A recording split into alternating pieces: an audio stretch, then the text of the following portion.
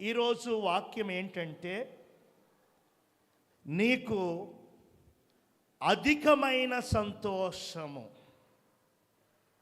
చెప్పండి. నీకు, నాకు, మనకి అధికమైన సంతోషము. అయ్యగారు అమ్మగారు దేవుని సన్నిధికి వెళ్ళాక దేవుడు మన పరిచర్యకి ఇచ్చినటువంటి ఒక పాట, ఆ పాట అంతా కూడా 4వ కీర్తన నుండి వచ్చింది. చెప్పండి. 4వ కీర్తన నుండి వచ్చింది. తల్లిని కోల్పోయారు ఆమె, తండ్రిని కోల్పోయారు. అయిన వారు కానివారు, మా దగ్గర ఉన్న సేవకులు వ్యతిరేకంగా మాట్లాడారు. ఇక అయిపోయింది వీళ్ళ పని. పరిచర్య అంతా కొలాప్స్. ఆ టైంలో నాకు కూడా కోవిడ్ వచ్చింది. నాకెంత పర్సెంటేజ్ వచ్చిందంటే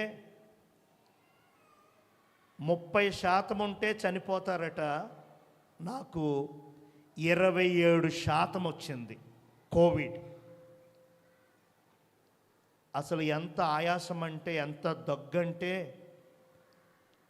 బెడ్ మీద నుంచి లేచి టాయిలెట్కి వెళ్తాను కూడా నన్ను చెయ్యి పట్టుకుని తీసుకెళ్ళేది సునీత.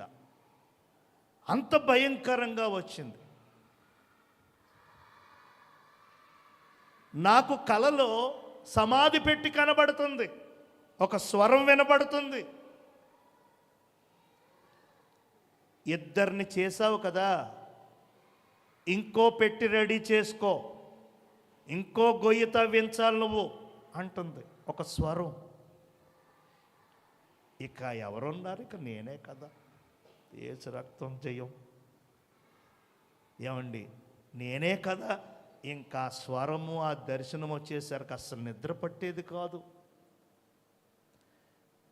వీళ్ళకి చెబితే ఎక్కడ కంగారు పడతారో. ఆల్రెడీ నా బలహీనత, నేను ఎదుర్కొంటున్నటువంటి ఆ పరిస్థితిని చూసి కక్కలేక, మింగలేక, ఏడవలేక, నవ్వలేక ఉన్నది సునీత. హల్లెలూయా. ఆ టైంలో ఎంతోమంది దైవజనులకు మేము ఫోన్లు చేశాం, ప్రార్థన చేయించుకుందామని. చాలామంది ఫోన్లు కలవలేదు. కొంతమంది ఫోన్లు చెప్తామండి, ప్రార్థన చేపిస్తామన్నారు. మరికొంతమంది ఆ దైవజనుల ప్రార్థన రికార్డ్ చేసి మాకు ఫోన్లో వినిపించేవారు. మేమేమో అభిషక్త దైవజనులు వారి ఒక్క ప్రార్థన పడితే, వారి ఒక్క దీవెన, వారి యొక్క అభిషేకం మా మీదకి, ఆ వాక్కు వినపడితే ఆ ఆత్మ పోతుంది, ఆ మరణదూత వెళ్ళిపోతుంది, ఆరోగ్యం కుదురుపడుతుందని మేము ఎదురు చూస్తుంటే మాకు అలాంటి దేవునికి మహిమ కలుగునుగాక. ఆ టైంలో దేవుడు సునీతకి ఇచ్చినటువంటి పాట ఇది.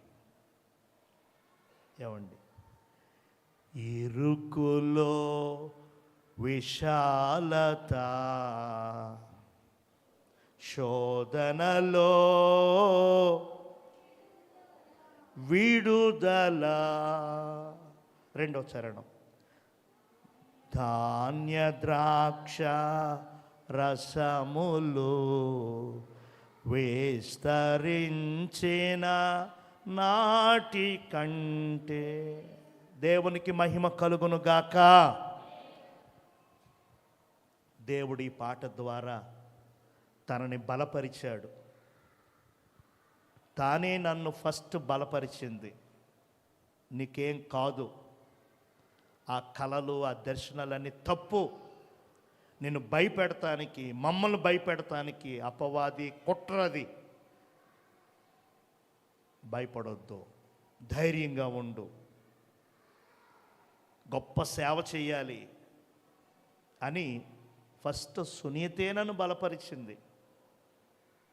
నీరు కారిపోయాను, ఇక ఆ సమాధి పెట్టి నాకే, ఆ గొయ్య నాకే.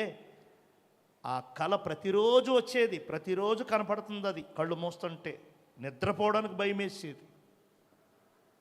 ఆ టైంలో సునీత నన్ను బలపరిచింది. నేను బెడ్ మీద పడుకుంటే తను మోకాళ్ళుని గంటన్నర 2 గంటలు యేసు రక్తం చెప్తా ఉండేది. ప్రార్థన చేద్దామంటే కళ్ళంట నీళ్ళు వచ్చేసేవి. ప్రార్థన వచ్చేది కాదు, ఏడ్చేది. నేనేమో ఏడవద్దు, నాకు ఏడుపు వినపడుతుంటే నాకు అసలు ఇంకోలా అయిపోతుంది, ఏడవద్దు అనేవాడిని. తాను యేసు రక్తాన్ని ఉచ్చరిస్తూ ఉండేది. అద్భుతమైన స్వస్థతనిచ్చారు. దేవుడు తన కృపతో మరలా నిలవబెట్టారు. దేవునికి స్తోత్రం. ఆ కీర్తనలో 7వ వచనం భక్తుడైన దావీదు రాశారు. ఈ కీర్తన ఏమనుందంటే, వారి ధాన్య ద్రాక్షారసములు విస్తరించిన నాటి సంతోషము కంటే అధికమైన సంతోషము నీవు నా హృదయములో పుట్టించితివి. జాగ్రత్తగా చూస్తూ ఇంకొకసారి వినండి. దావీదు గారు ఏమంటున్నారు? ధాన్య ద్రాక్షారసములు విస్తరించిన వాటి వలన సంతోషము కంటే అధికమైన సంతోషము నీవు నా హృదయములో పుట్టించావు. నిజమండి. నేడు ఎక్కువ మంది తమ జీవితాల్లో, తమ బ్రతుకుల్లో, తమ కుటుంబాల్లో కరువుగా ఉన్నది అని అంటే సంతోషమే. డబ్బు కొదువలేదు. బంగారము, ఇల్లు, ఆస్తి, వస్తువులు, వాహనాలు, పొలాలు, స్థలాలు కరువు లేదండి. బట్టలు, తిండి, ఎవ్వరికి కరువు లేదు. ఆలోచించుకోండి. అప్పో చప్పో ఏమండి సంపాదించుకుంటున్నాం మనం. అయితే అనేక మంది జీవితాల్లో కరువుగా ఉన్నది ఏమిటి అని అంటే సంతోషం. సంతోషం కోసం సినిమాలకు, ఆనందం కోసం రెస్టారెంట్లకు, ఎంజాయ్మెంట్ కోసం క్లబ్బులకు, పబ్బులకు, రకరకాల పార్టీలకు వెళుతున్నాం. అనేక మంది వెళుతున్నారు. అయినా ఆ నాటకాల్లో, సినిమాల్లో, సెల్ ఫోన్లో, పందెముల్లో, ఆ విచిత్రమైనటువంటి వాటిల్లో సంతోషం కోసమని వెళ్తున్నారు. కానీ సంతోషం, హ్యాపీ ఎంజాయ్మెంట్ కోసమని వెళ్తున్నారు. కానీ నిజమైన సంతోషము వారికి దొరకటం లేదు. మొన్న మధ్య నేను ఒక వార్త చదివాను. ఒక పాప, యవనస్తురాలు, టీనేజ్, 17-18 సంవత్సరాలు కలిగిన ఒక పాప ఫ్రెండ్స్తో పిక్నిక్ వెళ్ళి ఆడి పాడి బిర్యానీలు తిని జ్యూసులు తాగి ఏవేవో రోజంతా ఎంజాయ్ చేసి వచ్చిందట. ఆ నైట్ హాస్టల్లో ఊరేసుకుని చచ్చిపోయిందంట. పోలీసు వారు వచ్చారు, అంతా లెక్క తీశారు. పొద్దుట ఎక్కడెక్కడికి వెళ్ళారు, ఏమేం చేశారు, రికార్డ్ అంతా తీశారు, ఫ్రెండ్స్ని అందరినీ నిలవబెట్టారు. ఈ రోజంతా మీతో ఉంది కదా పాప, ఉందండి.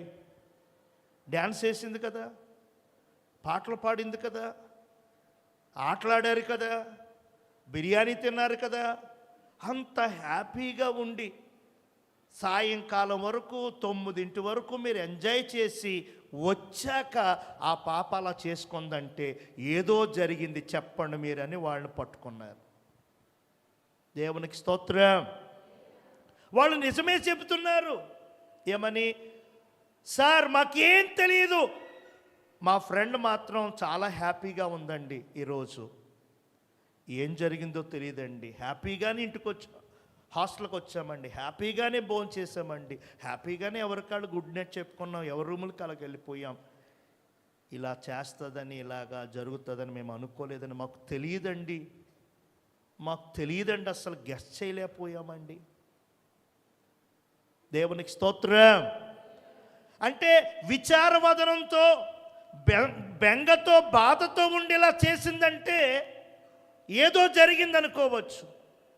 రోజంతా సంతోషం, రోజంతా ఆనందించి సాయంకాలం ఎలా చేసిందంటే అంతు చిక్కట్లా. నేను అంటాను దాని గురించి, ఆ నవ్వు నిజమైన నవ్వు కాదు, ఆర్టిఫిషియల్ నవ్వు. అది లోపల బాధ ఉంది, లోపల ఏదో సమస్య ఉంది, లోపల ఏదో నిరాశ ఉంది, లోపల ఏదో దుఃఖం ఉంది దాగి. పైకి మాత్రం అలా నవ్వుతా, పైకి మాత్రం అలా తుళ్ళుతా, పైకి మాత్రం అలాగా హ్యాపీగా కనబడిందండి. నిజమే, కొంతమంది జీవితాల్లో ఈ ఆర్టిఫిషియల్ నవ్వు, భార్యాభర్తల మధ్య నిజమైన నవ్వు లేదు, తల్లిదండ్రులు పిల్లల మధ్య సరైన నవ్వు లేదు, అమ్మ నాన్నలు అత్తమామలతో సరైన నవ్వు లేదు, ఆర్టిఫిషియల్ నవ్వు. బాగున్నారా అండి అంటే బాగున్నాం. దేవునికి స్తోత్రం. హల్లెలూయా. ధనము, ధాన్యము, ద్రాక్షారసము, ఇంకేదో ఆటలు, ఇంకేవో పాటలు, ఇంకేవో స్నేహాలు మనకి సంతోషాన్ని ఇస్తాయి అని అనుకుంటున్నాం. కానీ భక్తుడు చెప్తున్నాడు, వాటి సంతోషము కంటే అధికమైన సంతోషము నీవు నాకు ఇచ్చావు. హల్లెలూయా. కొంతమంది నేను నీకు హ్యాపీ ఇస్తాను, నీ బాధలన్నీ కూడా తగ్గిస్తాను, నీ సమస్యలన్నీ కూడా తీరుస్తానంటారు కొంతమంది. నాకు చెప్పు, నేను సాల్వేషన్ చెప్తా, నాకు చెప్పు, నీకు దారి చూపెడతా అంటారు కొంతమంది. తీరా మనం నమ్మి చెప్పామనుకో బ్లాక్మెయిల్ చేస్తారు. ఏమండి, సొంత తల్లి కూతుర్ని బ్లాక్మెయిల్ చేసిన సందర్భాలు మనం చూస్తున్నాం. ఏమండి, సొంత చెల్లి, సొంత అన్న, అక్క, ఎలాంటి మాయ రోజులంటే తండ్రి సొంత కూతుర్ని చెరిపి చంపివేస్తున్న రోజులు ఇవి. తల్లి తన బిడ్డ తన అక్రమ సంబంధానికి అడ్డుగా ఉన్నాడని 3 సంవత్సరాల బాబుని కరెంటు హీటర్ పెట్టి చంపేసింది. ఆ హీటర్ పెట్టినప్పుడు అది ఆ ప్రాంతానికి పిల్లల్ని పోకుండా, పిల్లలు కాదు మీరు కూడా వెళ్ళకూడదు జాగ్రత్తగా. మామూలుగా అయితే షాక్ కొట్టదు, కానీ ఒక్కొక్కసారి ఆ బకెట్ పట్టుకున్నా, బకెట్లో వేలు పెట్టినా సరే షాక్ కొడుతుంది.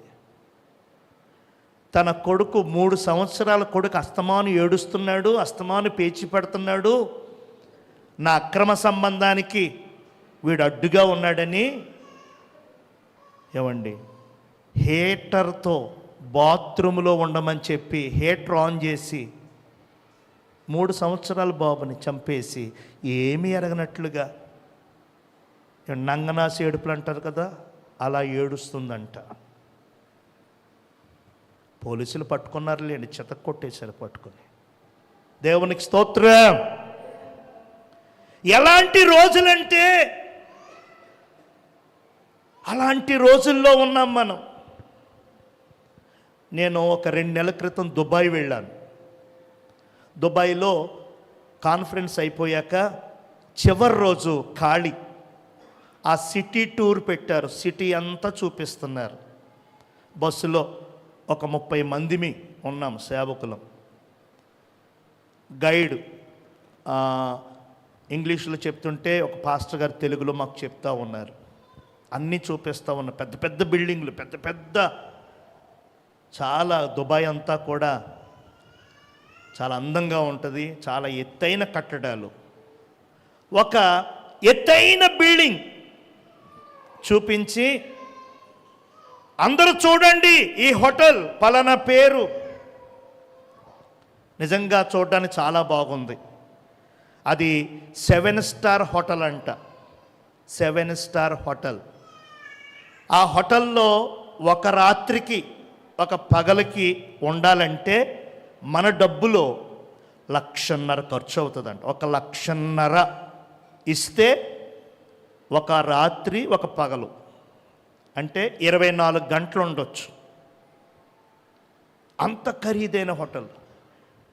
ఒక ఆయన అన్నారు, ఏంటి స్పెషల్గా చూపిస్తున్నావు, బోల్డ్ బిల్డింగ్లు ఉంటే దీన్ని, ఈ హోటల్ని ఏంటి ఇలా చూపిస్తున్నారు అని అడిగితే అప్పుడు చెప్పారు, భారతదేశంలో ఒక అందమైనటువంటి నటి, భారతదేశంలో ఆ యొక్క నార్త్ సౌత్ ఇండియాన్ని షేక్ చేసేసినటువంటి ఒక అందమైనటువంటి నటి చనిపోయిన హోటల్ ఇది అన్నారు. అప్పుడు అర్థమైంది, ఓహో శ్రీదేవి గారు చనిపోయారు కదా దుబాయ్లో, ఆ హోటలా అనుకున్నా. ఆ తర్వాత ఒక ఆయన అన్నారు, ఆవిడ ఎలా చనిపోయిందండి అన్నారు. ఒక ఆయన అన్నారు, అదంతా మనకెందుకులేండి, అదంతా మనకెందుకులేండి. ఈలోగా మా పక్కన ఉన్న వాళ్ళు మొదలెట్టారనమాట.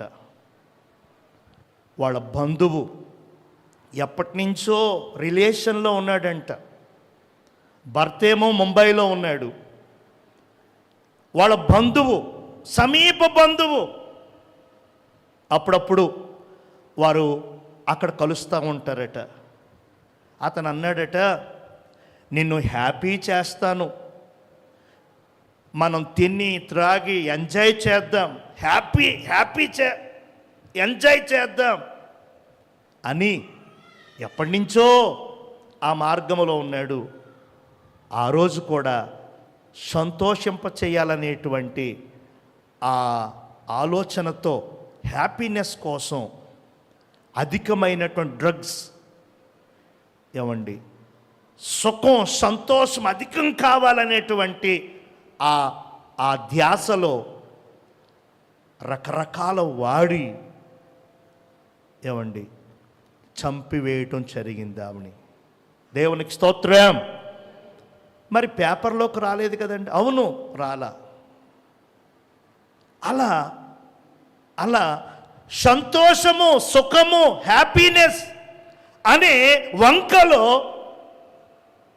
ఇండియా దేశానికే ఒక అందగత్తే, ఆ సినీ ఫీల్డ్లో ఒక ఉన్నతమైన శిఖరాలకు వెళ్ళినటువంటి ఆమెని నిర్మోహమాటంగా సొంత వాడే చంపేశాడు. అంత మోతాదు వాడితే డేంజర్ అని తెలిసినా సరే, అంత అధిక మోతాదులో అవి వాడితే, ఆ ఇంజెక్షన్స్ వాడితే, అవి వాడితే ప్రమాదం అని తెలిసినా సరే పోతే పోనీ. హల్లెలూయా.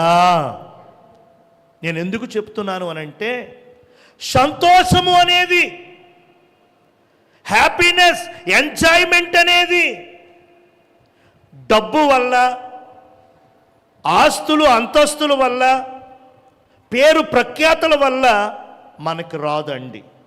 హల్లెలూయా. నిజమైన సంతోషము, అధికమైన సంతోషము సృష్టికర్త అయిన దేవుడు మాత్రమే మనకి ఇవ్వాలి. హల్లెలూయా. ఈ ఉదయకాల సమయంలో నీకు అలాంటి అధికమైన సంతోషము కావాలి. పెద్దలు అంటారు కదా, సంతోషమే సగం బలం. డాక్టర్ గారు అంటారు, నీకేమి లేదయ్యా, నీకేమి లేదమ్మా, శుభ్రంగా తిను, హ్యాపీగా ఉండు అంటారు. కిడ్నీలో రాళ్ళు ఉన్నాయన్నా, గుండెల్లో చిల్లుందన్నా, రక్తం లేదన్నా, లేకపోతే ప్రేగులు పాడయ్యాయన్నా సరే ట్రీట్మెంట్ చేస్తారు, టెస్టులు చేస్తారు. కానీ చివరిలో చెప్పే మాట ఏంటంటే, అబ్బే నీకేమీ లేదు, నువ్వు హ్యాపీగా ఉండు, శుభ్రంగా మందులు వాడండి, 5 రోజుల తర్వాత కనపడండి, ఎంతున్నా సరే ఏమీ లేదు, తగ్గిపోద్ది, హ్యాపీగా ఉండండి అని భుజం తట్టి పంపుతారు డాక్టర్లు. ఎందుకంటే సగం మన సంతోషం వలన, సగం మన హ్యాపీనెస్, మన ఆనందం వలన, సగం మనం ఆలోచన విరమించడం వల్ల, సగం ఆ టెన్షన్స్ ఏమీ లేకపోవటం వలన మనం త్వరగా రికవర్ అయిపోతాం. 50% ఏమో మందులు, 50% ఏమో పథ్యాలు, 50% ఏమో ఆ జాగ్రత్తలు, మిగతా 50% సంతోషమండి. హల్లెలూయా. హల్లెలూయా. హ్యాపీనెస్ లేకుండా, సంతోషం లేకుండా ఎన్ని మందులు కొన్నా, ఎంత మందులు వాడిన, ఎన్ని జాగ్రత్తలు తీసుకున్నా సరే ఆరోగ్యం అంతంత మాత్రంగానే ఉంటుంది. కనుక పెద్దలు ఊరకనే అనలేదు, సంతోషమే సగం బలమని. హల్లెలూయా. కనుక నేను ప్రేమతో తెలియచేస్తున్నాను, మనకి అధికమైన సంతోషం కావాలి. సంతోషం కోసం లోకంలో ఎంతోమంది ఏవేవో చేస్తున్నారు. ఆ సంతోషము కొంతసేపే, కొన్ని రోజులే, కొన్ని వారాలు, కొన్ని నెలలు, మహా అయితే కొన్ని సంవత్సరాలు. కానీ దేవుడిచ్చే ఈ సంతోషం మాత్రం శాశ్వతం.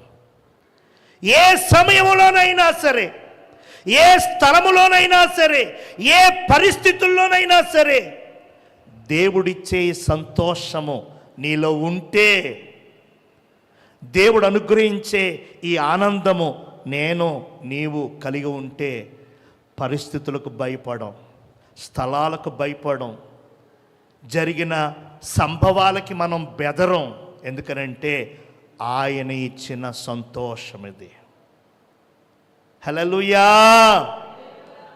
సినిమా ఇచ్చిన సంతోషం కొద్దిసేపు, మత్తు పానీయాలు తెచ్చిన సంతోషం కొద్దిసేపు, బంగారము వస్త్రములు కొనుక్కొని కట్టుకొని వేసుకునే వరకే సంతోషం, అది అయిపోయాక మళ్ళా మామూలే. ఆటలు పూర్తయ్యే వరకు సంతోషం, ఒకవేళ ఓడిపోయావనుకో దుఃఖం. అలా లోకములో ఉన్న సంతోషాలన్నీ కూడా ఏమండి అలా కొంత కాలం. అయితే జీవము కలిగిన దేవుడు, ఆరాధ్యుడై ఉన్నటువంటి యేసయ్య మనకిచ్చే సంతోషం మాత్రం అది శాశ్వతమైన సంతోషము, నిజమైన సంతోషము. ఈ లోకమంతా పోగేసినా సరే ఎవ్వరూ ఇవ్వలేని సంతోషము. హల్లెలూయా. చూడండి ఏమంటున్నారు, ధాన్య ద్రాక్షారసములు విస్తరించిన నాటి సంతోషము కంటే అధికమైన సంతోషము నీవు నా హృదయములో పుట్టించావు. ఎంత అద్భుతమైన మాట అండి. నా గుండెల్లో, నా హృదయములో నీవు పుట్టించావయ్యా అధికమైన సంతోషము. హల్లెలూయా. అయితే నేను చెప్పాల్సిన విషయం ఏంటంటే, దేవుడు నీ హృదయములో, దేవుడు నీ నీ కుటుంబానికి, నీ వ్యక్తిగత జీవితానికి నిజమైన సంతోషమును ఇవ్వాలి అనంటే, శాశ్వతమైన సంతోషము ఇవ్వాలి అనంటే, అధికమైన సంతోషము నీకు ఇవ్వాలి అనంటే ఎలాగో నేను 3 లేక 4 మాటలు చూపిస్తాను. తీయండి 43వ కీర్తన 4వ వచనం. అప్పుడు నేను దేవుని బలిపీఠమునొద్దకు నాకు ఆనంద సంతోషములు కలుగజేయు దేవుని యొద్దకు చేరుదును.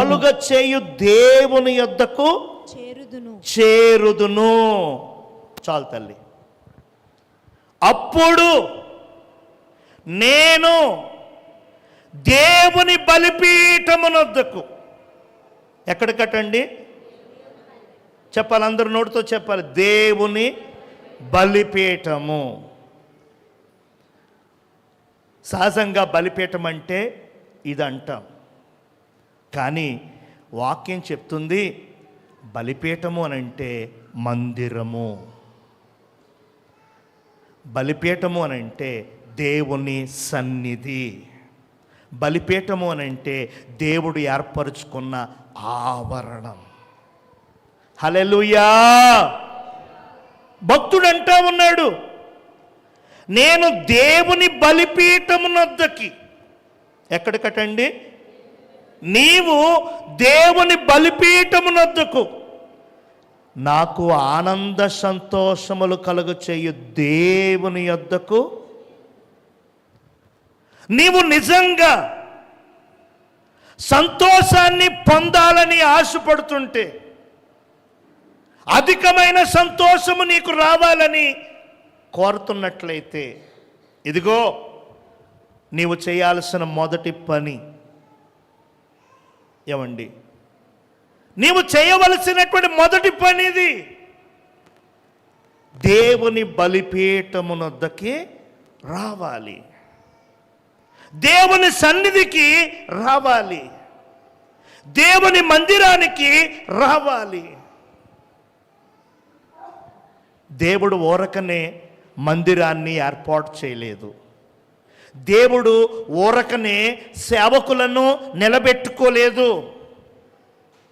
ఈ మందిర ఏర్పాటు వెనక, తన బిడ్డలను ప్రతిష్ఠించటం వెనకాల దేవునికి గొప్ప ప్రణాళిక ఉన్నది. హల్లెలూయా. ప్రతి ఆదివారం ఏంటి, వీళ్ళు పొద్దున్నే బైబిల్ పెట్టుకుని పొద్దున్నే సిద్ధపడిపోయి వెళ్ళిపోతారు. ఏంటి వీళ్ళకి ఏమన్నా లూజా అనొచ్చాళ్ళు, దేవుని గురించి తెలియనోళ్ళు, ఎరగనోళ్ళు అనొచ్చు మనల్ని, అన్నా పర్వాలా. దేవునికి స్తోత్రం. ఎంత పని, ఎంత జీతం, ఎంత లాభం, ఎంత ఇంపార్టెంట్ వచ్చినా సరే, నాకు మందిరము, నేను మందిరానికి వెళ్ళాలి అంటారేంట్రా వీళ్ళ, అలా అంటారేంటేళ్ళు. దేవునికి స్తోత్రం. మందిరములో ఉన్న దీవెన, సహవాసములో ఉన్నటువంటి శక్తి, సమాజముగా కూడుటలో ఉన్నటువంటి మహిమ వారికి తెలియదు. తెలియక అలా మాట్లాడుతున్నారు. మనకు తెలుసు, సమాజంగా కూడుకొనమని, సంఘముగా కలుసుకొనమని, వారంలో మొదటి రోజు నాది అని, ఆ దినమున నీవు నా సన్నిధిలో కనబడాలని దేవుడు ఆజ్ఞాపించాడు కదా. ఆ ఆజ్ఞను నెరవేర్చవలసిన వారమై ఉన్నాము మనము. దేవునికి స్తోత్రం. ఆ ఆజ్ఞను తూచా తప్పకుండా చేయవలసిన వారమై ఉన్నాం మనం. కొంతమంది బిజీ, ఖాళీ ఉండట్లేదు. కొంతమందికి ఆదివారమే ఫంక్షన్లు, ఆదివారమే పనులు, ఆదివారమే కార్యక్రమాలు. పలకరింపులు. ఆదివారమే కావలసుకున్న ఆదివారమే, సోమవారం నుంచి శనివారం వరకు మరి నీకు జీతం ఇచ్చి ఆయన ఊరుకోరు కదా, నువ్వు పనిచేసే యజమానురాలు ఊరుకోదు కదా. అందుకని మానవు ఆదివారం మాత్రం సెలవు, పనికి సెలవు, ఉద్యోగానికి సెలవు, వ్యాపారానికి సెలవు, కనుక ఆ సెలవు రోజులోనే ప్లాన్ చేసుకుంటావు. ఆ ఆదివారమునే అన్ని చక్కగా చక్కగా చక్కగా పెట్టుకుంటావు. అది చాలా పెద్ద పాపము. చెప్పండి, అది చాలా పెద్ద పాపము. ఆజ్ఞ అంటే తప్పక చేయవలసినవి. ఆజ్ఞ అంటే తప్పక చేయకూడనివి. దేవుడైన యెహోవా మోషే ద్వారా 603 ఆజ్ఞలు ఇచ్చారు. చెప్పండి, ఎన్ని ఆజ్ఞలు? 603. 360 లేక 70 చేయవలసిన పనులు, 200 చిల్లర ఆజ్ఞలు ఇది చెయ్యకూడదు అని ఆజ్ఞ. మనం మిస్ అవుతున్నాం. ఆజ్ఞ అంటే చెయ్యవలసినవే, ఉండవలసినవే, పాటించవలసినవే అనుకుంటున్నాం మనం. చేయవలసినవి ఉన్నాయి, చేయకూడనివి కూడా ఆజ్ఞల్లో ఉన్నాయి. ఆ రెండు కలిపి ధర్మశాస్త్రము అన్నారు. చేయవలసిన పనులు చేయకపోవడం పాపం, చెయ్యకూడని పనులు చెయ్యటము పాపం. హల్లెలూయా. కనుక మనము దేవుని సన్నిధిని, దేవుని మందిరాన్ని, బలిపీఠాన్ని మనం ఏమాత్రం కూడా నిర్లక్ష్యం చేయకూడదు. వారానికి ఒక్కసారి దేవుని బలిపీఠం మనందరికీ. ప్రతిరోజు నీ ఇల్లే దేవుని బలిపీఠంగా కూడా మలుచుకోవచ్చు.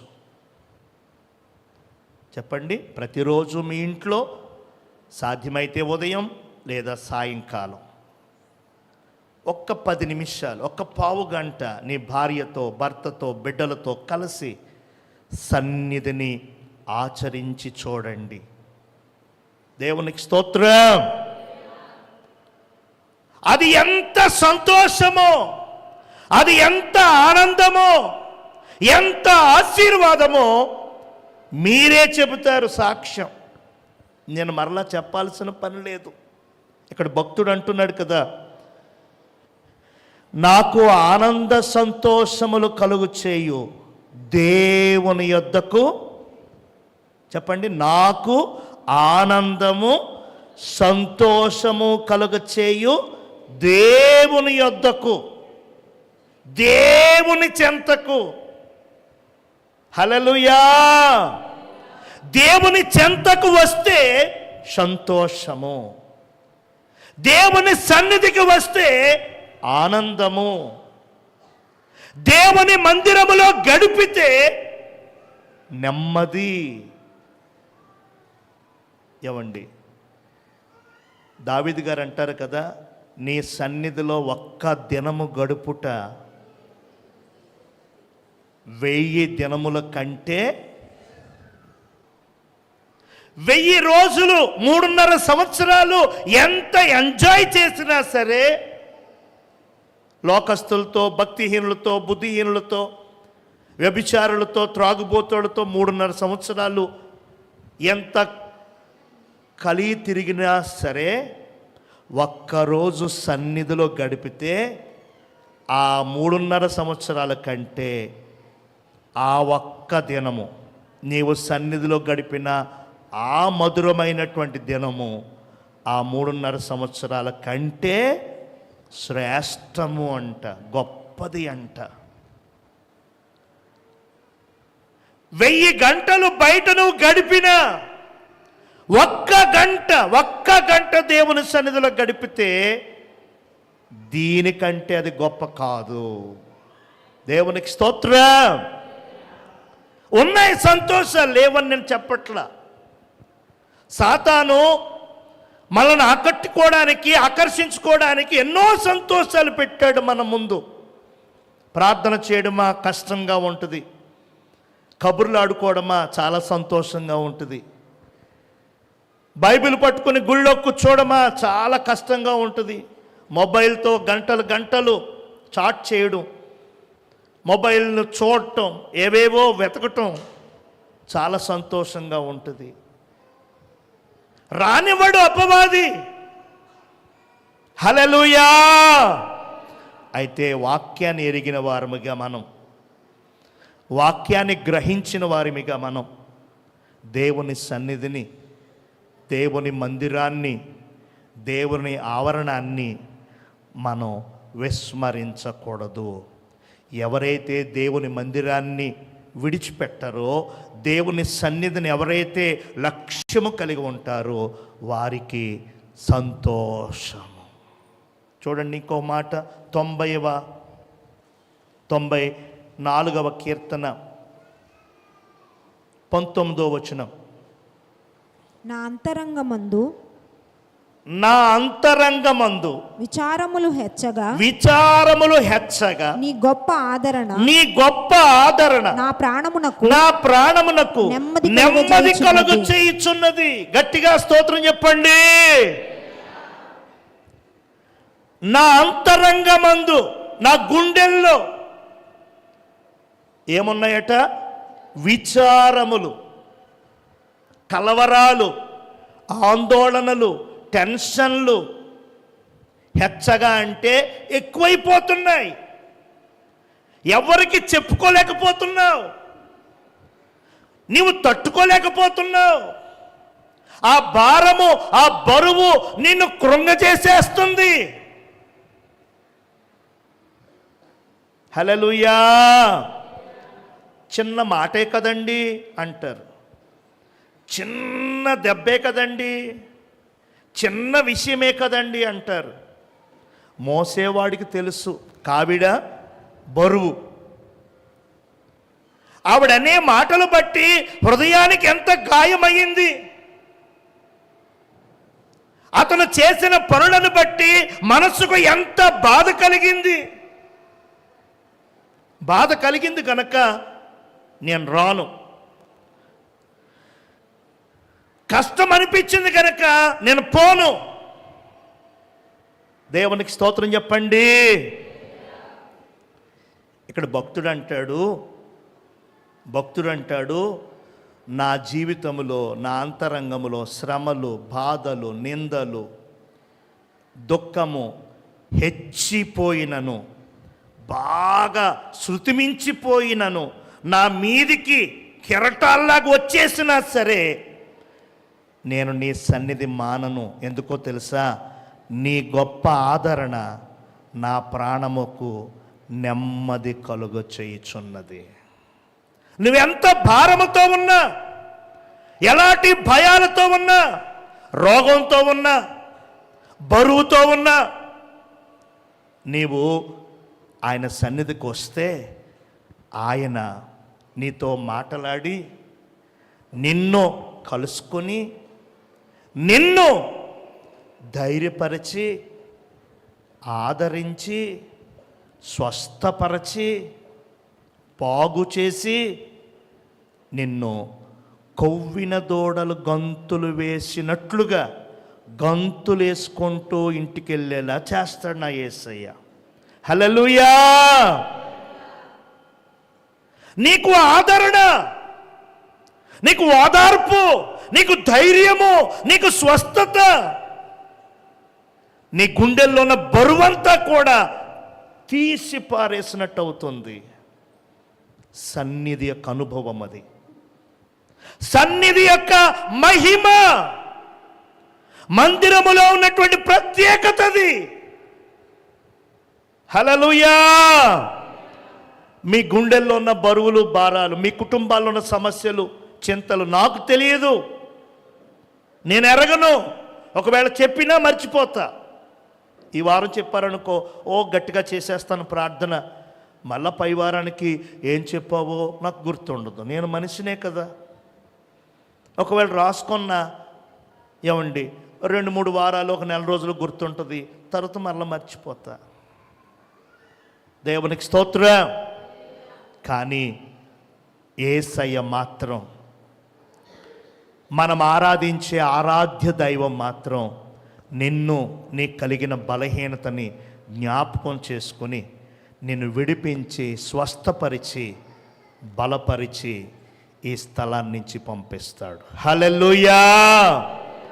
ప్రాణం బాగోలేదని, మనసు బాగోలేదని, ఫ్యామిలీ బాగోలేదని, పిల్లల పరిస్థితి బాగోలేదని సాతాను ఏం చెప్తాడంటే, ఏమెళ్తావు ఆగిపో, ఏమెళ్తావు ఆగిపో, ఆయన ఏం చేశాడని దేవుడు, ఎందుకెళ్ళాలి మందిరానికి అంటూ ఉంటాడు.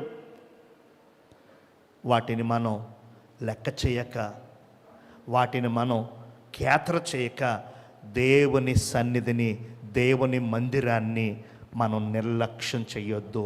దేవుని సన్నిధికి వస్తేనే, ఆయన బలిపీఠం వద్దకు వస్తేనే మనకి ఆనంద సంతోషములు, ఏమండి, మనకి ఆదరణ, మన ప్రాణానికి నెమ్మది కలుగుతుంది. 2వ పాయింట్ మనం చూద్దాం. 119వ కీర్తన 92వ వాక్యము. 119:92. నీ ధర్మశాస్త్రము నాకు సంతోషము ఇయ్యని ఎడల నా శ్రమయందు నేను నశించియుందును. గట్టిగా దేవునికి స్తోత్రం చెప్పండి. దావీదు గారి స్వయానుభవం, దావీదు మహారాజు గారి స్వంత అనుభవం ఇది. నీ ధర్మశాస్త్రము నాకు సంతోషము ఇవ్వని ఎడల నేను నశించిపోదును, నాశనమైపోదును, మట్లో మట్టయిపోదును అంటున్నాడు. అవునండి, అవును. ధర్మశాస్త్రము అంటే ఏంటి? పరిశుద్ధ గ్రంథం, వాక్యం, మన చేతుల్లో ఉన్నటువంటి దివ్యమైన బైబిలే. ఇదే ధర్మశాస్త్రం. ఆదిలో నిర్గమకాండం, లేవియకాండం, సంఖ్యాకాండం, ద్వితీయోపదేశకాండం, అంటే ద్వితీయోపదేశ కాండాన్ని, ఈ 3 పుస్తకాల్ని రెండోసారి రాయటం వలన దానికి ఆ పేరు వచ్చింది. మొదట్లో ధర్మశాస్త్రం అంటే నిర్గమకాండం, లేవియకాండం, సంఖ్యాకాండం, ఈ 3 పుస్తకాలే. యూదులకి ఇప్పటికీ అదే ధర్మశాస్త్రం, అదే వారికి బైబిల్. కొత్త నిబంధన లేదు, మిగతా ప్రవక్తల పుస్తకాలు లేవు. వారి బైబిల్లో బైబిల్ అనరు, వారు ధర్మశాస్త్రము అంటారు. ఆ ధర్మశాస్త్రములో ఉన్నటువంటి పుస్తకాలు అవే. నిర్గమ, లేవి, సంఖ్య, ద్వితీయ కూడా ఉంటుంది. ద్వితీయ అంటే ఏంటంటే ఆ మూడు కాండాల్లో, పుస్తకాల్లో ఉన్న విషయాల్ని రిపీట్గా రెండోసారి మరలా మోషే గారు లాస్ట్గా మాట్లాడారన్నమాట. 4 పుస్తకాలే ఉంటాయి. ఇప్పుడు మన చేతుల్లో ఉన్నటువంటి ఈ గ్రంథంలో 66 పుస్తకాలు ఉన్నాయి. ఎన్ని పుస్తకాలు ఉన్నాయి? ఎంతోమంది భక్తుల జీవితాలు, ప్రవక్తల జీవితాలు, రాజుల హిస్టరీలు దేవుడు ఈ అద్భుతమైన పరిశుద్ధ గ్రంథం అనే బైబిల్లో లిఖింపచేసి మన చేతులకు అందించాడు. అప్పుడు కేవలం 4 గ్రంథాలు మాత్రమే ఉండేవి ధర్మశాస్త్రంలో. 66 పుస్తకాలు కలిగిన ఈ బైబిల్ దేవుడు నీ చేతుల్లో ఎందుకు పెట్టాడు? దేవుడు మన చేతుల్లో ఎందుకు ఇచ్చారు? కొనుక్కొని సెల్ఫుల్లో పెట్టుకుంటామని కాదు. హల్లెలూయా. కొనుక్కొని అది పట్టుకుని వెళ్ళిపోతామని కాదు. దీన్ని మనం చదవాలి, దీన్ని మనం వినాలి, దీన్ని మనం కంఠస్థం చెయ్యాలి, దీన్ని మనం గైకొనాలి. ఏమండి, చదువుతున్నారా? వింటున్నారా? ఈ విషయాలను గ్రంథస్థం చేస్తున్నారా? గుర్తు పెట్టుకుంటున్నారా? పోయిన వారం ఏం చెప్పారు అని అంటే, ఏమో పుస్తకాలు తీయాలి, చూసి చదవాలి. ఇక క్రింద నెల మొదటి వారు ఏం చెప్పారు అన్నయ్య, ఏం చెప్పాడు అన్నయ్య అంటే, శాంతం సమాప్తం. ఇంక పుస్తకంలో కూడా దొరకదు, అది ఎక్కడ రాసావో తెలియదు కనుక కోట ముగిసింది అనుకుంటాం. హల్లెలూయా. పోయిన సంవత్సరం 2024 మన స్తుతి ఆరాధన పండుగలు 23వ వార్షికోత్సవం 3, 4, 5, 6 4వ తారీఖు మధ్యాహ్నం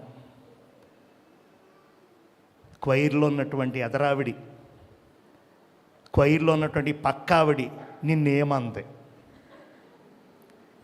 ఏమందే నిద్దట్లో సిస్ అంటే వేరే సిస్టర్ 2023లో 3వ రోజు మధ్యాహ్నం క్వైర్లో ఆ పిల్ల ఏమంది నిన్ను? గుర్తుంటుంది. పోయిన సంవత్సరం ఉమెన్స్ క్రిస్మస్లో ఏ రకాలు వేశారు అదే గుర్తుంటుంది.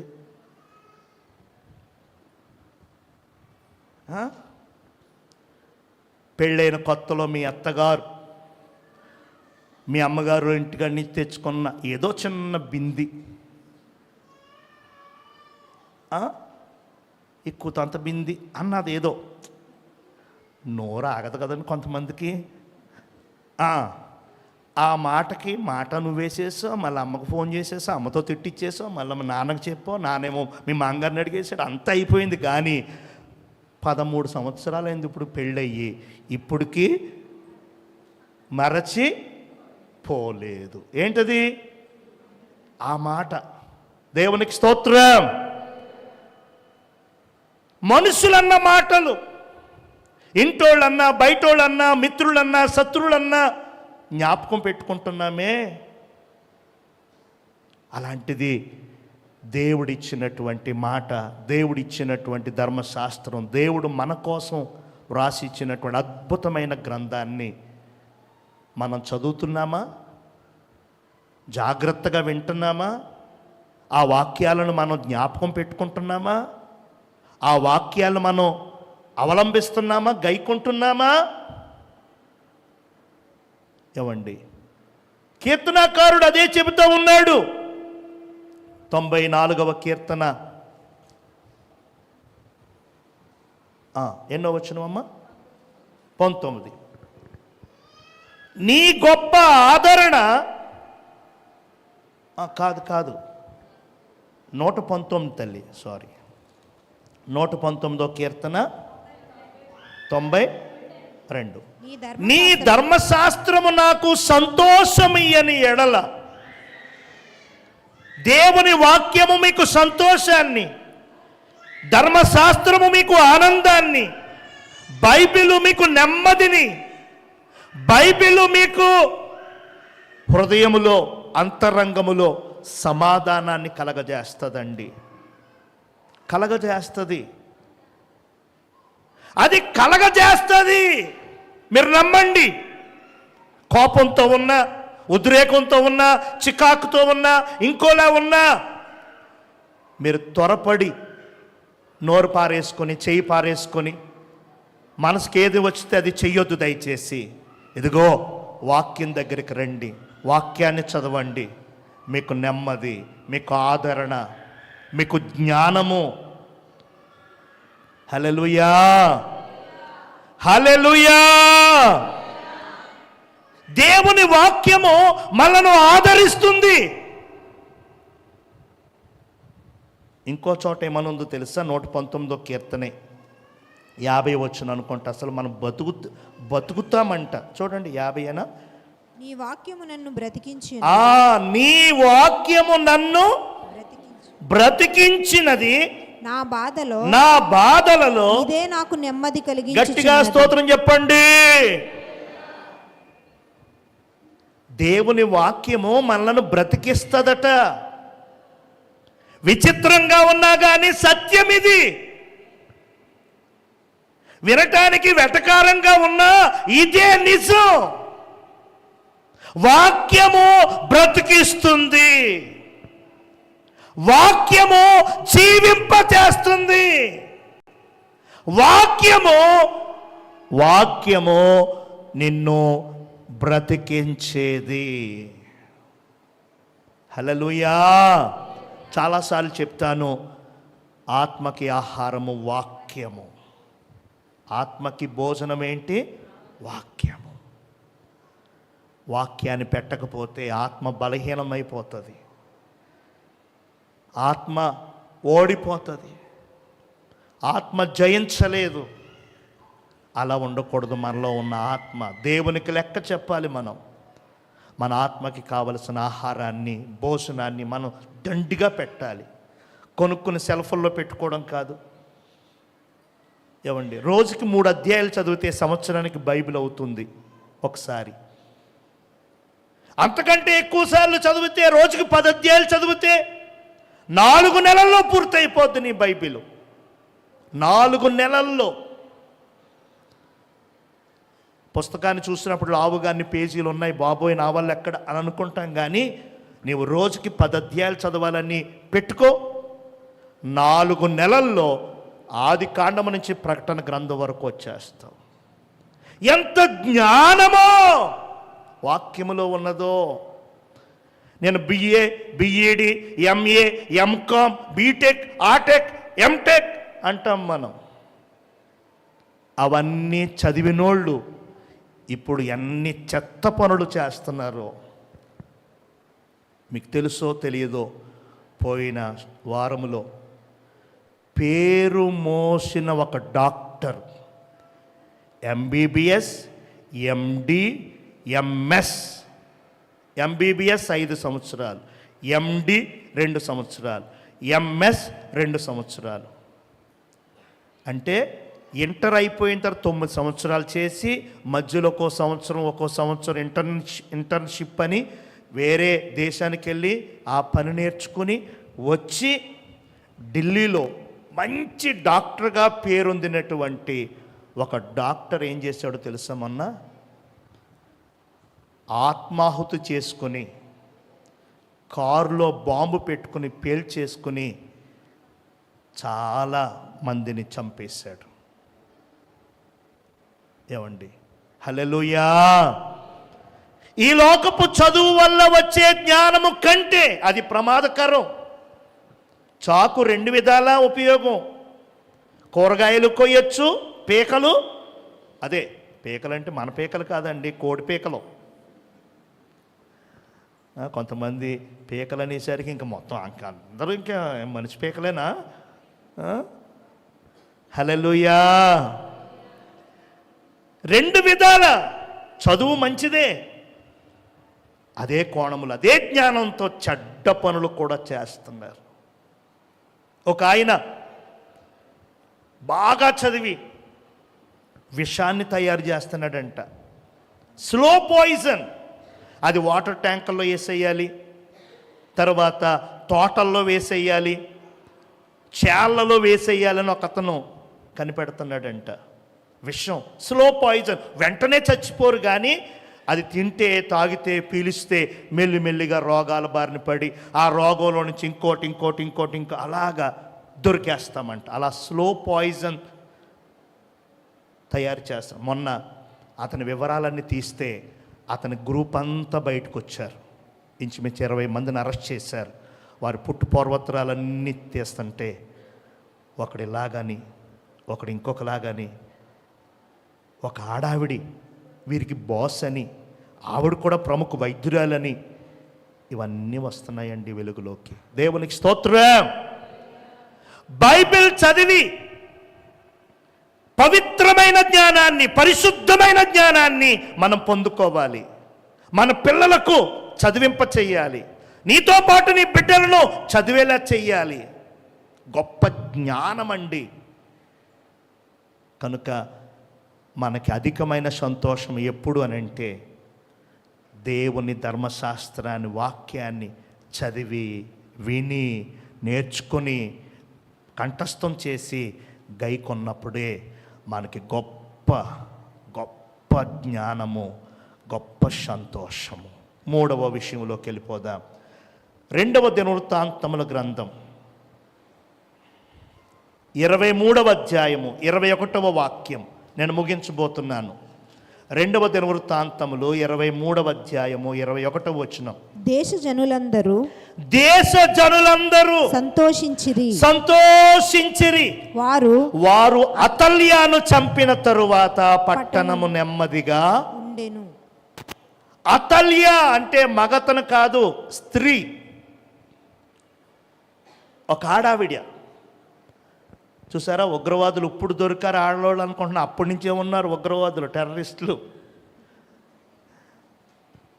ఇంతకీ అతలియా అమ్మగారు ఎవరు కూతురు అనుకుంటున్నారు? అమ్మా, యెజెబెలు కూతురు. చెప్పండి. యెజెబెలు అనేటువంటి మూర్ఖురాలు, దుర్మార్గురాలు, భయంకరమైనటువంటిది. యెజెబెలు కూతురండి అతల్య. ఇక్కడ చూడండి, అతల్యాను చంపిన తరువాత పట్టణము నెమ్మదిగా ఉండెను, దేశ జనులందరూ సంతోషించిరి. అంటే యెజెబెలు కూతురుని చంపేశారట. అలా చంపడం వల్ల పట్టణమంతా, దేశమంతా సంతోషం వచ్చిందంట. ఆ దేశానికి, ఆ పట్టణానికి, ఆ ప్రాంతానికి ఏం కలిగిందంట? నెమ్మది వచ్చిందట. పాస్టర్ గారు, మాకు సంతోషం రావడం కోసం మేము ఎవరిని చంపాలండి? ప్లీజ్ కాస్త త్వరగా చెప్పండి, చెప్తే మేము రాసుకుంటాం, ఇంటికి వెళ్ళాక అదే పనిలో ఉంటాం.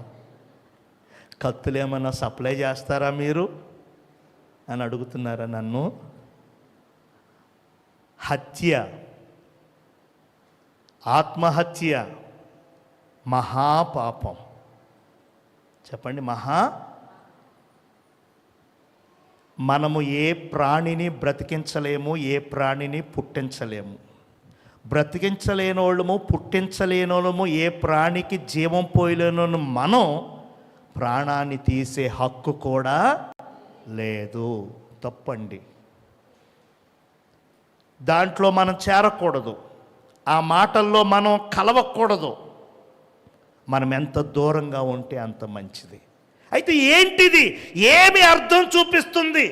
అతల్యాను చంపాక జనులు సంతోషించారట, దేశంలో నెమ్మదొచ్చిందట. ఏంటి అతల్య? ఎవరిని చూపిస్తుంది అంటే చూడండి, త్వరగా వెళ్ళిపోదాం. కొలస్సీలకు రాసిన పత్రిక 3వ అధ్యాయము. కొలస్సీలకు రాసిన పత్రిక 3వ అధ్యాయము 5వ వచనం చూడండి ఒకసారి. కావున భూమి మీదనున్న మీ అవయవములను అనగా జారత్వం, అపవిత్రత, కామాతురత, దురాశ, విగ్రహారాధనైన ధనాపేక్షను చంపివేయుడి. ఏమని చేయాలని చెప్తున్నారండి దేవుడు? చంపివేయాలి. చెప్పండి, ఏం చేయాలట? చంపేసేయాలి. ఎవరిని అనంటే, ఇదిగో పౌలయ్య గారి ద్వారా, భూమి మీదనున్న మీ అవయవములను అనగా జారత్వము, పెండ్లి చేసుకోకుండా వివేహేతర సంబంధాలతో ఏమండి ఆ బంధాలు, ఆ రిలేషన్స్ కొనసాగిస్తున్నట్లయితే దాన్ని జారత్వము అంటారు. పెండ్లయ్యాక భార్య ఉండగా భర్త ఉండగా వివాహమై నువ్వు ఒక కుటుంబంలో ఉండి అలాంటి నడతలు, అలాంటి ఆలోచనలు, అలాంటి ఊహలతో ఇంకా ఉన్నావు అనంటే దాన్ని వ్యభిచారము అని అంటారు. ఆ తర్వాత కామాతురత, దేవునికి స్తోత్రం. ఆ తర్వాత దురాశ, ఆ తర్వాత విగ్రహారాధన అయిన ధనాపేక్ష. ధనం కావాలి, ధనం అవసరం, ధనం లేకపోతే ఏమీ లేదు, ధనం మూలం జగత్ అన్నారు. కానీ ధనమే శాశ్వతం కాదు. ధనము కంటే గొప్ప దేవుడు. దేవునికి ప్రాధాన్యతనిస్తే, దేవుడు మనతో ఉంటే అన్నీ మన వెనకాల ఉంటాయి. దేవుడు లేనప్పుడు, దేవుడు మన జీవితంలోనికి రానప్పుడు ఏమున్నా ఎంతున్నా సున్నా. కాబట్టి వీటిని చంపేయాలట. చెప్పండి, వీటిని మనం చంపేయాలి, బ్రతకనివ్వకూడదు, మనలో తిరగనివ్వకూడదు, మనలో అవి జారటానికి వీల్లేదు. చంపాలి, వాటిని పిసికేయాలి, పీక తలని చెదగొట్టాలి వాటి తల. అది చంపివేయటం అంటే. అలా ఎవరైతే చంపకుండా వాటిని ఇంకా బ్రతకనిస్తున్నారో వారికి సంతోషము లేదండి. ఎవరైతే చంపుతారో వారికి సంతోషము, వారికి నెమ్మది కలుగుతుంది. చివరికి ఇంకొక పాయింట్ నేను చెప్పి నేను ముగిస్తాను. చూడండి, చివరిగా మరొక్క మాట. అపోస్తల కార్యములు 20వ అధ్యాయము 35వ వచనం. పుచ్చుకొనుట కంటే ఇచ్చుట ధన్యము అని ప్రభు అని యేసు చెప్పిన మాటలు జ్ఞాపకము చేసుకొనవలనని అన్ని విషయములలో మీకు మాదిరి చూపితుందని పౌలయ్య గారు అంటున్నారు. ఏమనంటే 4వదిగా చివరిగా మీకు అధిక సంతోషము, మీకు నెమ్మది, సమాధానము దొరకాలి అనంటే మీరు చేయవలసిన 4వ పని ఏంటంటే పుచ్చుకొనుట కంటే ఇచ్చుట ధన్యము. ఇంకో మాట కూడా చదవండి. దినవృత్తాంతముల 2వ గ్రంథము 29వ అధ్యాయము. దినవృత్తాంతముల మొదటి గ్రంథం, మన్నించండి, మొదటి దినవృత్తాంతములు 29వ అధ్యాయము 17వ వచనం. నా దేవా, నీవు హృదయ పరిశోధన చేయుచు యథార్థవంతుల యందు ఇష్టపడుచున్నావని నేను ఎరుగుదును. నేనైతే యథార్థ హృదయము గలవాడనై ఇవి అన్నియు మనస్పూర్వకంగా ఇచ్చియున్నాను. ఇప్పుడు ఇక్కడ నుండు నీ జనులను నీకు మనఃపూర్వకంగా ఇచ్చుట చూచి సంతోషించుచున్నాను. రైట్. దేవునికి ఇవ్వడము, దేవుని దగ్గర పుచ్చుకోవడం కాదు, దేవునికి ఇవ్వడము ద్వారా సంతోషాన్ని పొందుకుంటాం. కానుకే కాదు, నీవు సమయాన్ని ఇవ్వాలి, నీ బలాన్ని ఇవ్వాలి, నీ శక్తిని ఇవ్వాలి, నీ జ్ఞానాన్ని ఇవ్వాలి, నీ తెలివినివ్వాలి. చాలా ఉన్నాయి ఇవ్వాల్సినవి. హల్లెలూయా. నీ భార్యకి, నీ బిడ్డలకి, నీ ఇంటికి ఇస్తున్నావు ఎన్నో. మరి దేవునికి ఏమి ఇస్తున్నావు? నీ దేవునికి ఏం చేస్తున్నావు? దేవుని నుంచి పొందుకోవడం, పుచ్చుకోవడం, తెచ్చుకోవడమే కానీ దేవునికి ఏమి ఇస్తున్నావు? కేవలం ధనమేనా? లేదా దశమ భాగం మాత్రమేనా? హల్లెలూయా.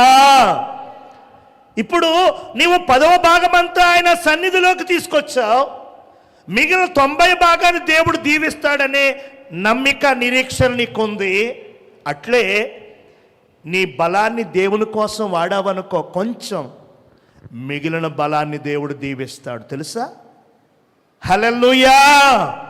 నీ శక్తి, నీ బలము, నీ జ్ఞానము, నీ తెలివి, నీ పాండిత్యం, నీ నోటి మాట, నీ మంచి ప్రవర్తన నీ దేవుని కోసం వాడితే మిగిలిన 90 భాగాన్ని ఆయన దీవిస్తాడు. హల్లెలూయా. ఏమండి, సంఘాన్ని అభివృద్ధి మార్గములో సేవకునికి బలోపేతంగా, పరిచర్యకు దీవెనకరంగా ఉండాలి మనం. అంతేగాని సేవకునికి విరోధంగా, సంఘానికి వ్యతిరేకంగా, పరిచర్యకు విరోధంగా మనం ఉండడానికి వీల్లేదు. చాలామంది ఇది చూసుకోవట్లా. నేను దశమ భాగం ఇచ్చాను, సాక్ష్యం చెప్పేశాను, అయిపోయింది నా పని అనుకుంటున్నారు. అయిపోయింది అనుకుంటున్నారు నా పని. ఆ తర్వాత సంఘానికి విరోధంగా మాట్లాడుతున్నావు, సేవకునికి వ్యతిరేకంగా చేతులెత్తుతున్నావు, పరిచర్య క్రమాన్ని ప్రశ్నిస్తున్నావు, పరిచర్యకి ఇచ్చిన హద్దులను మీరుతున్నావు, కుడి ఎడమలకు మీరుతున్నావు. నేను కానుకిచ్చేసాను, అన్నయ్యకి ఫోన్పే చేసేసాను, అక్కకి ఫోన్పే చేసేసాను, దశమ భాగం జీతం పడ్డ వెంటనే అనుకుంటున్నావు. మంచిదే. ఆ తర్వాత ఇంకెన్నున్నాయి? సహకరించాల్సిన నీవు, సపోర్ట్ చేయాల్సిన నీవు, మాట్లాడాల్సిన నీవు, కష్టపడాల్సిన నీవు, నీ జ్ఞానాన్ని వాడాలి, నీ తెలివిని వాడాలి, నీ బలాన్ని వాడాలి, నీ చెమట కూడా కారాలి మందిరములో, నీ కన్నీళ్లు కారాలి మందిరములో. అప్పుడు ఆయన చూస్తాడు, నీకు సంతోషాన్ని కలిగించుట కొరకు ఆజ్ఞ ఇస్తాడు. కండ్లు మూసుకోనండి. ప్రేమ కలిగిన మా తండ్రి, అధికమైన సంతోషము నీవు కలగజేయుట కొరకై 4 పద్ధతులు మీరు మాకు చూపెట్టారు. నీ సన్నిధికి రావడం మాకు సంతోషము, నీ ధర్మశాస్త్రాన్ని మేము వినడం, చదవడం, అయా గైకొనడం మాకు సంతోషము నాయనా. ఇదిగో మా అవయవాల్లో చొరబడి మమ్మల్ని పాడు చేయాలని చూస్తున్నటువంటి ఆ శత్రువుని చంపివేయటం మాకు సంతోషము నాయనా. మీకు ఇవ్వడం, మీకు చెయ్యడం మాకు సంతోషం. నీ పరిచర్య చేయడం, నీ పనిలో చేతులు కలపడం మాకు సంతోషమని చెప్పావు. ఆ విధంగా మేమందరం నీ వాక్యం చేత సరిచేసుకొని, తీర్మానం చేసుకొని నీ కృపలో ముందుకు సాగే భాగ్యం మాకిమ్మని యేసు నామమున ప్రార్థించి